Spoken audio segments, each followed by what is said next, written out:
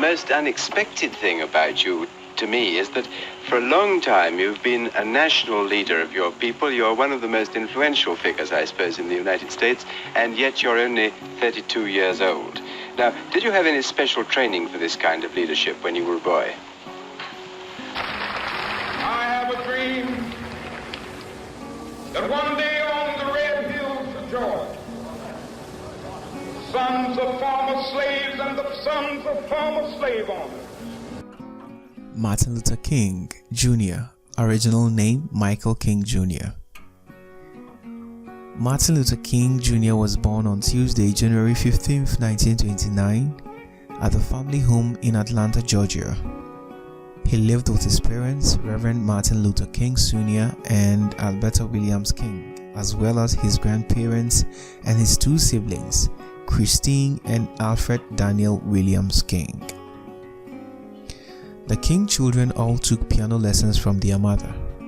They also enjoyed playing sports such as football and baseball and doing other odd jobs. Martin was a paper boy and wanted to be a fireman when he grew up. Their father was a Baptist minister and he was in charge of the children's moral and religious education. Well, now, when you were still a small boy, before those decisions came along, were you conscious of color discrimination in your own life? Yes, I became conscious of color discrimination at a relatively early age.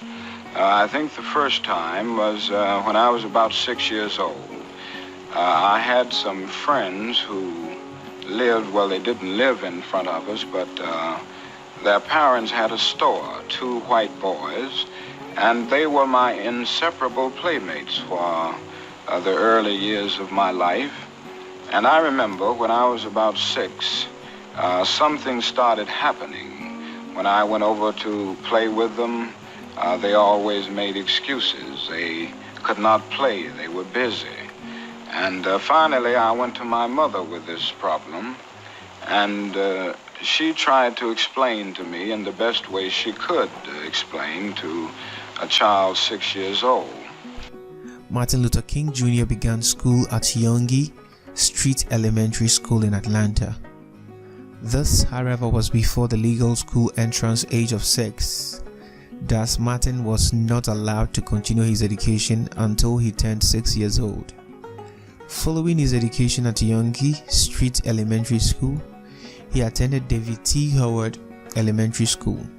He also attended the Atlanta University Laboratory School and Booker T. Washington High School. He scored so high in his college entrance exam at Booker High School that he did not formally finish high school. He went on to college in his junior year of high school. King's father and grandfather were ministers, all pastoring at Ebenezer Baptist Church in Atlanta. Young Martin followed in his family's footsteps and chose the ministry as his vocation. He became an ordained Baptist Reverend when he was 19 years old. He served with his father as co-pastor at Ebenezer prior to continuing his education.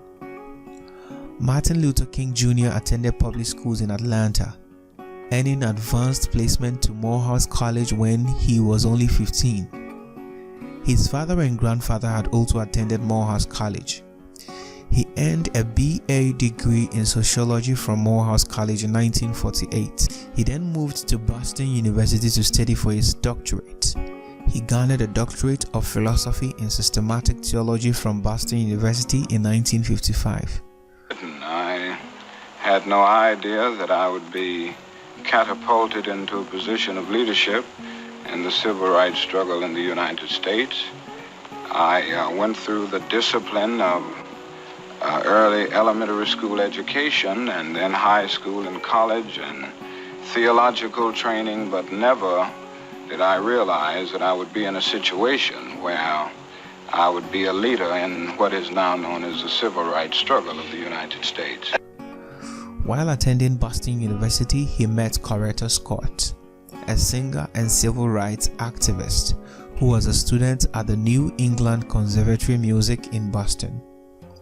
They were married on June 18, 1953 at her parents' home in Hayberger, Alabama. In April of 1963, King organized and participated in non-violent protests in Birmingham seeking to end desegregation in Alabama's largest city. This protest garnered brutal police responses with dogs and high-pressure water hoses that were highly covered on national network news. Television cameras showed King and other peaceful marchers being attacked by police dogs and fire hoses, then being arrested. King refused bail, then wrote his letter from a Birmingham jail. King worked with other civil rights leaders to organize the March on Washington for Jobs and Freedom, which took place on August 28, 1963.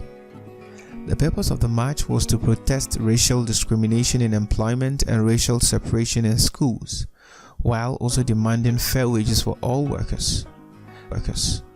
The march was the largest gathering in Washington, D.C.'s history. It was at this march that King delivered his famous "I Have a Dream" speech at the Lincoln Memorial.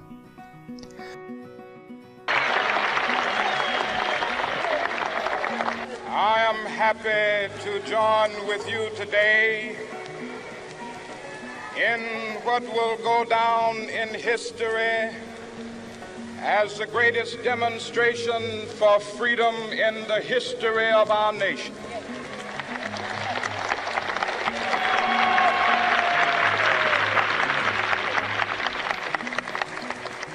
Five score years ago, a great American in whose symbolic shadow we stand today signed the Emancipation Proclamation. This momentous decree came as a great beacon light of hope to millions of Negro slaves who had been seared in the flames of withering injustice. It came as a joyous daybreak to end the long night of their captivity.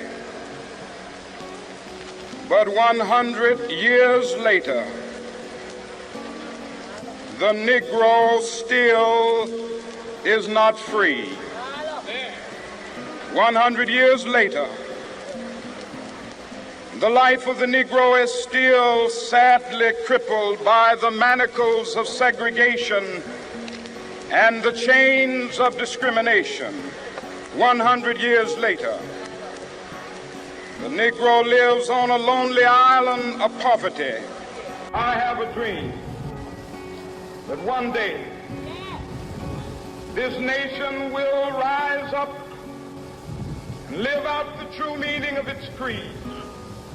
We hold these truths to be self-evident, that all men are created equal.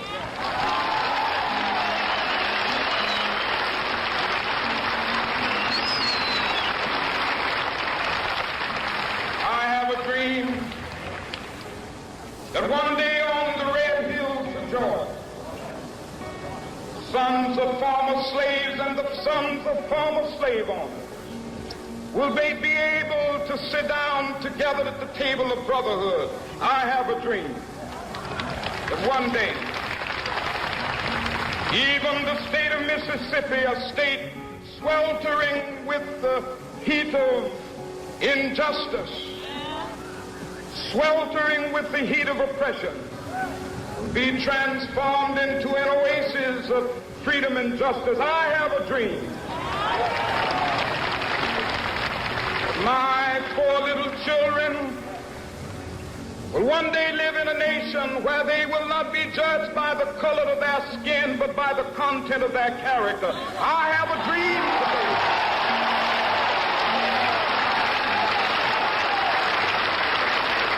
I have a dream that one day, down in Alabama, with its vicious racists, with its governor having his lips dripping with the words of interposition and nullification. One day right there in Alabama, little black boys and black girls will be able to join hands with little white boys and white girls as sisters and brothers. I have a dream today.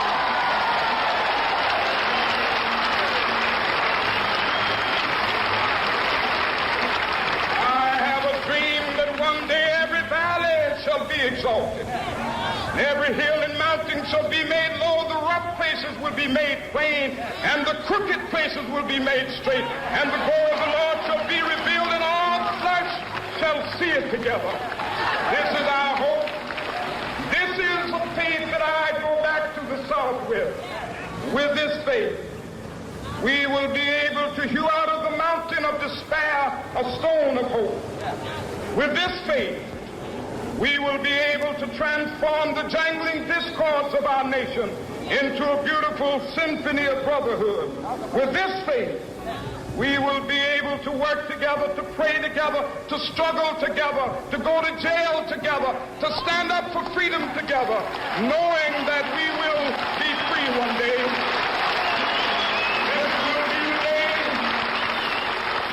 This will be the day when all of God's children will be able to sing with new meaning, my country, tears of thee. Sweet land of liberty, of thee I sing. Land where my fathers died, land of the pilgrim's pride.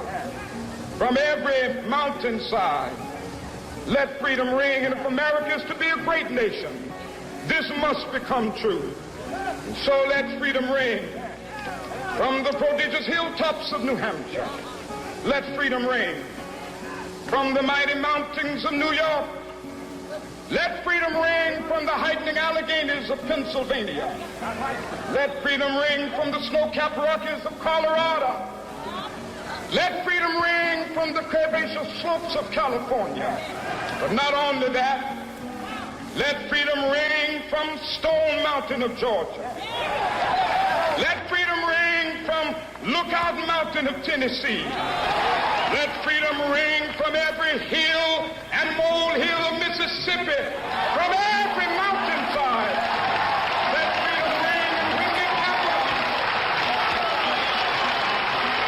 When we allow freedom ring, when we let it ring from every village and every hamlet, from every state and every city, we will be able to speed up that day when all of God's children, black men and white men, Jews and Gentiles, Protestants and Catholics, will be able to join hands and sing in the words of the old Negro spiritual, free at last, free at last, thank God Almighty, we are free at... Well, in my days in Atlanta as a child, there was a pretty strict system of segregation. For instance, I could not use the swimming pool, so that for a long time I could not go in swimming until the YMCA was built, a Negro YMCA, and they had a swimming pool there. But certainly a Negro child in Atlanta could not go to any public park. I could not go to the so-called white schools. There were separate schools. And I attended a high school in Atlanta, which was the only high school for Negroes in the city. And this was a real problem because in Atlanta there are more than 200,000 Negroes. In many of the stores downtown, to take another example, I could not go to a lunch counter to buy a hamburger, a cup of coffee, or something like that. I could not attend any of the theaters. Only there were one or two Negro theaters. They were very small, but they did not get the main pictures. If they got them, they were 2 years late or 3 years late. So that by and large, there was a very strict system of segregation, and there was nothing called racial integration at that time in Atlanta. The civil rights movements, largely due to the leadership of Martin Luther King Jr., led to significant legislative change in the United States. Nonviolent actions and civil disobedience caused many highly publicized crisis situations where the government was forced to take a stand or take action with legislation.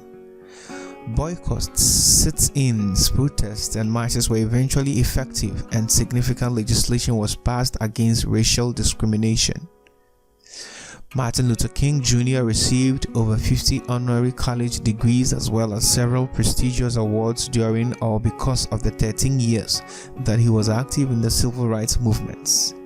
Examples include Time magazine's Man of the Year in 1963 to commemorate his position as the spokesperson of the civil rights movement. American Liberty's Medallion in 1965 from the American Jewish Committee for the Advancement of Human Liberty. Nobel Peace Prize in 1964 for successfully using nonviolent actions to fight racial equality. Presidential Medal of Freedom, the highest award granted to citizens by the President of the United States, from Jimmy Carter in 1977. Congressional Gold Medal, the highest award granted by an act of U.S. Congress in 2004. King was in Memphis, Tennessee on April 4, 1968, staying at the Lorraine Motel in room 306.